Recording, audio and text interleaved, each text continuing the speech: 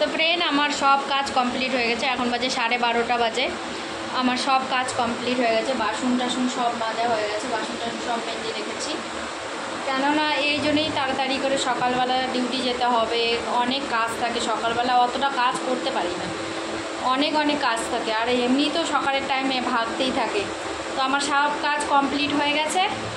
আর খাওয়া দাওয়ার আসে, রান্না করলাম, ডাল রান্না করলাম, ডাল ভাত আলু ভাজা আলু সিদ্ধ এগুলো সব রান্না করে খাওয়া দাওয়া হলো। খাওয়া দাওয়া হয়ে তারপরে ঘরটার সব মুছে রাখলাম, ঘর মুছলাম, সম্পূর্ণ কাজ করে রেখেছি, সম্পূর্ণ কাজ করলাম। এখন যাব ঘুমাতে। তোমরা মনে হয় ঘুমিয়ে গেছো, এটা কালকে সকালে ভিডিওটা দেখতে পাবা। তো তোমরা ঘুমিয়ে গেছো, তাহলে গুড নাইট, ভালো থাকো, সুস্থ থেকো। আর অবশ্যই ভিডিওর মেয়ে লাইক করো, কমেন্ট করো।